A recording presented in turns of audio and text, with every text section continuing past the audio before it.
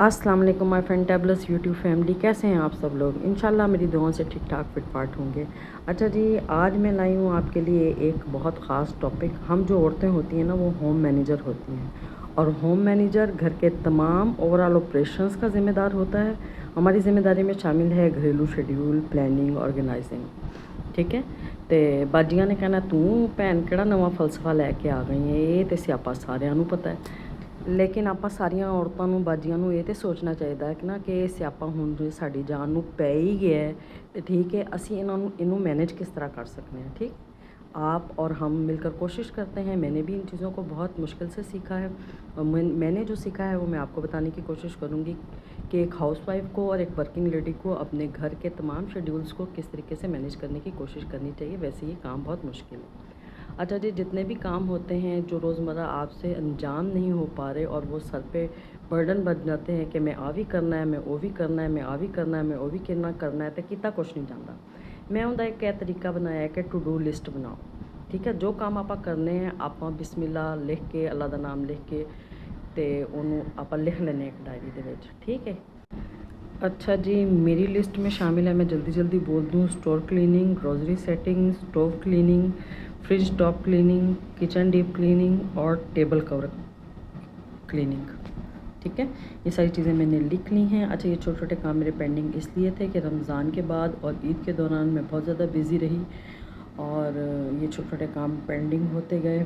ठीक है, अब ये सारे काम मुझे करने तो हैं, लेकिन इसके साथ ना मैं अपनी कुकिंग की रूटीन को अफेक्ट कर सकती हूँ। ठीक है ना, आपकी मील प्लानिंग अफेक्ट होनी चाहिए। फिर बच्चों के आने और जाने का टाइम है, उनको अटेंड करना है, उनको खाना देना है। ठीक है, और बाकी किसी मेहमान के आने का टाइम है, या और बाकी जितने भी घर की प्लानिंग्स और शेड्यूल्स हैं वो इन कामों की वजह से डिस्टर्ब नहीं होने चाहिए। ये आपका असल क्या है, स्किल होना चाहिए कि एक काम को करते हुए दूसरा काम अफेक्ट ना हो। ठीक है। अच्छा जी, ये सिंपल जो हाउस वाइफ्स होती हैं उनके लिए शायद ये पॉसिबल ना हो, लेकिन जो वर्किंग लेडी होती हैं, या वो घर से बाहर जाके काम करें या घर से काम करें, उनके लिए ये चीज़ें बहुत ज़्यादा ज़रूरी होती हैं, क्योंकि किसी भी चीज़ को बहुत ज़्यादा फैलाना और फिर उसको समेटना उनके लिए मुमकिन नहीं होता। अच्छा जी, मेरे शेड्यूल में सबसे पहले आती है स्टोर क्लीनिंग। मुझे स्टोर से काफ़ी दिन से अजीब सी सिलन की स्मैल आ रही थी।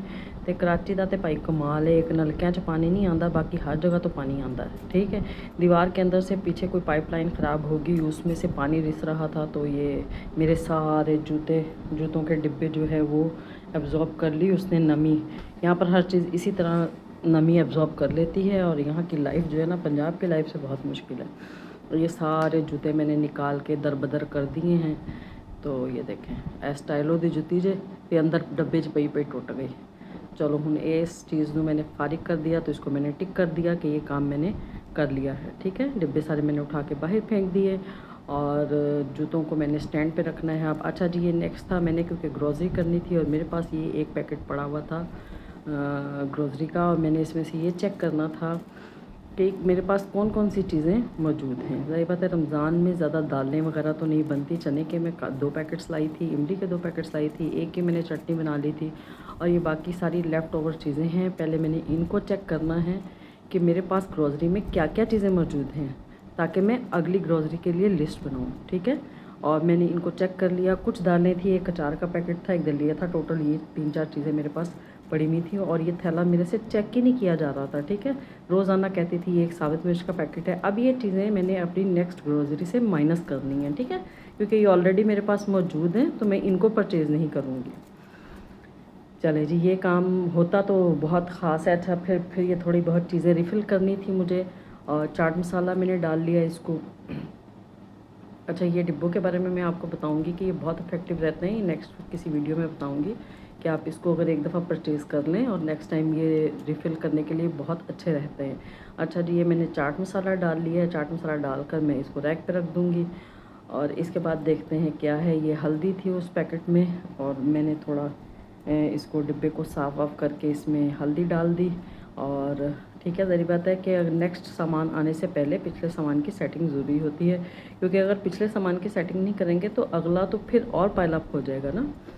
तो बस फिर इन चीज़ों की पहले से मैं सेटिंग कर लूँगी, इनको अपने अपने ठिकानों पे रख दूँगी, और जो मैंने लिस्ट ग्रोसरी की बनानी है उनमें से ये चीज़ें मैं माइनस कर दूँगी। अच्छा, एक अचार का पैकेट था, उसको भी मैं डिब्बे में डाल दूँगी, ठीक है, क्योंकि रमज़ान में तो बिल्कुल अचार इस्तेमाल ही नहीं हुआ, तो ये अनटच ही मेरा पैकेट पड़ा हुआ था। और अगर मैं इस थैले को चेक ना करती तो मे भी कि मैं दोबारा अचार ख़रीद लेती, और मैं जब आके घर आके देखती तो मेरे पास 2 पैकेट हो जाते अचार के। इसलिए ये काम भी बहुत ज़रूरी है, तो पैना करना तो ऐसे ही हुए, ठीक है, तो क्यों ना फिर चज ना कर लीए, ठीक है। तो भैन चज ना करके भी कोई एडी जिंदगी औखी कोई नहीं हुंदी, सौखी कोई नहीं हुंदी। औखी कह रही, औखी तो है ही है, जिंदगी है तो फिर औखी हुए।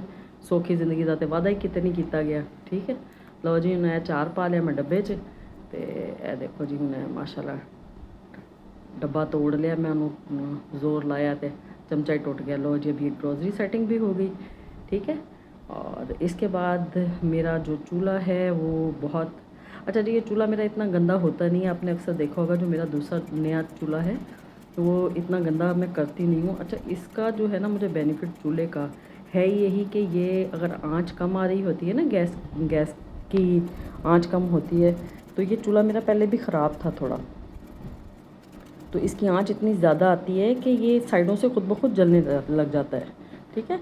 लेकिन जब आंच कम होती है तो उसकी यही चीज़ मुझे फेवर कर रही है, तो मैं इस चूल्हे को इस्तेमाल कर लेती हूँ। लेकिन जब फिर इसको धोना पड़ता है ना, तो फिर मेरी जान का अज़ाब बन जाता है। लेकिन क्या करना है, करना तो मैं नहीं है। अच्छा, ये मैंने इसको लेमन मैक्स डाल के अच्छी तरह छोड़ दिया थोड़ी देर के लिए, फिर इसको स्पाइरल से मैं अच्छी तरह रगड़ लूँगी, और इसको मैं खूब देखें बाबू बिल्लियाँ, मैंने इसको बना लेना है। अच्छा जी, मैंने एक बहुत अहम इसमें पॉइंट मिस किया है। ये जो मैंने शेड्यूल बनाया है, या जो भी मैंने टू डू लिस्ट बनाई है, इसमें मैंने आपको स्पेशली बताना यही था कि मैं सारे काम एक दिन में नहीं करूँगी, ठीक है। ये मेरे वो काम हैं जो मेरे मेन शेड्यूल से कोई ताल्लुक़ नहीं रखते। मेरी मील प्लानिंग के साथ इनका कोई ताल्लुक़ नहीं है, मेरी डेली रूटीन के साथ इनका कोई ताल्लुक़ नहीं है। तो मैंने इनको 1 या 2 काम डेली बेसिस पर पिक किए हैं, ठीक है। किसी दिन मैंने 1 काम किया, किसी दिन मैंने 2 काम किए। ये 2 से 3 दिन या 4 दिन की वीडियो है, ठीक है। तो इंसान को वही बात शेयर करनी चाहिए जो एक्चुअली रियलिटी हो, और वही इंशाल्लाह मेरा ये ख्याल है कि जितना रियलिटी बेस्ड कंटेंट दिखाया जाएगा उतना ही वो चलेगा। ये 3 से 4 दिन का जो है ना वो व्लॉग है, तो इसको ये ना कंसिडर किया जाए कि ये सारा काम मैं इको दिन किया। जब मैं सारा काम इको दिन कर दी ना, तो लै जी अल्लाह माफ़ करे, घरदियां ने मेरे जूंडे पुट के ज़मीन ना ला देने, क्योंकि बाहरों आंदे ही सारे घर दे बंदियां ने कहना है कि अलिफ बे पे ते बेबे रोटी दे, ठीक है।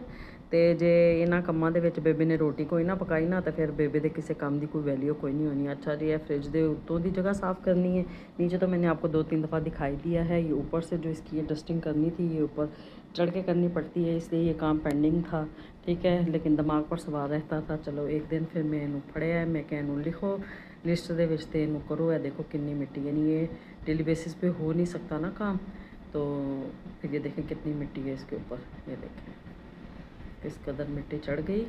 तो वाह, फिर मैंने साफ़ किया उत्ते चढ़ के, फिर पहले हुण मैं सुके कपड़े नाल साफ़ किया, मैं थोड़ा जिहा पानी पावांगी तो दूसरे साफ़ कपड़े ना, हुण मिट्टी वाला कपड़ा ना मार दिया जे, पहले मैं मिट्टी साफ़ की है, तो फिर हुण साफ़ कपड़े दे नाल मैनू साफ़ करना है, ठीक है।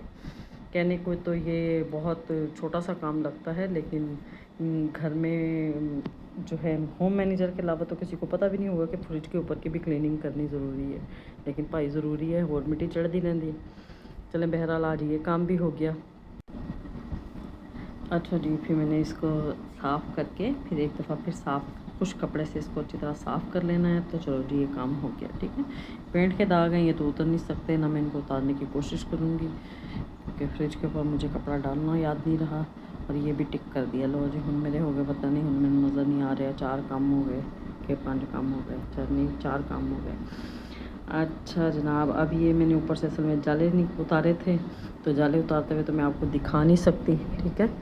तो फिर ये थोड़ी सी इसकी पेंट वगैरह उतरा हुआ था, सबसे पहले मैंने उसको साफ़ कर लिया, और फिर चूल्हे को साफ़ करिए। सारी ऊपर से जो मिट्टी उतरी थी, पहले मैंने उसको खुश कपड़े से साफ़ कर लिया है। इसके बाद मैं पीछे की टाइलें साफ़ कर लूँगी, सारी चीज़ें हटा दूँगी। एक दफ़ा बिल्कुल किचन को मैंने खाली कर लिया था, और पीछे की टाइलें वाइलें खूब अच्छी तरह लेमन मैक्स लगा कर ही मैं ज़्यादा सफाई करती हूँ, क्योंकि जो सफाई लेमन मैक्स से हो सकती है ना, क्योंकि हैं तो सारे ये चिकनाई के दाग ना, तो किचन की हर चीज़ की सफाई के लिए मैं लेमन मैक्स लिक्विड या लेमन मैक्स साबुन इस्तेमाल करती हूँ। साबुन तो वैसे मैं कम यूज़ करती हूँ, लिक्विड ही यूज़ करती हूँ।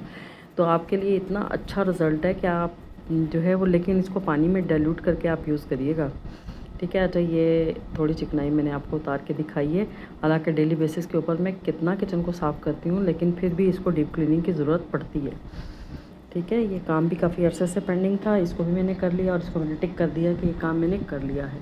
अब छोटा सा ये, अच्छा जी, इसके साथ मैंने इधर की टाइलें भी साफ़ कर ली हैं। टाइलें साफ़ करने के बाद मेरा एक लास्ट काम रह जाएगा कि टेबल कवर्स मुझे सारे दोनों साफ़ करने हैं। कपड़े वाला कवर भी मुझे धोना है और मुझे प्लास्टिक कवर भी साफ़ करना है।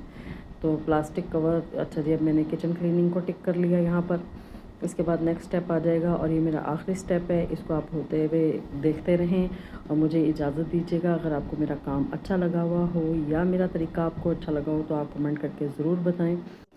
आखिर में मैं हाउसवाइफ्स और वर्किंग लेडीज़ दोनों से ये कहूँगी कि अपने लिए काम में आसानी पैदा करने के तमाम तरीके आपको सीखने चाहिए, ठीक है। और बाज़-औक़ात काम हमारे लिए बहुत बोझ बन जाते हैं, ये काम बोझ ना बने और हम इंजॉय करके इन कामों को कर लें। अच्छा, ये लास्ट काम को भी मैं टिक कर दिया है और मुझे इजाज़त दें। अल्लाह हाफ़िज़।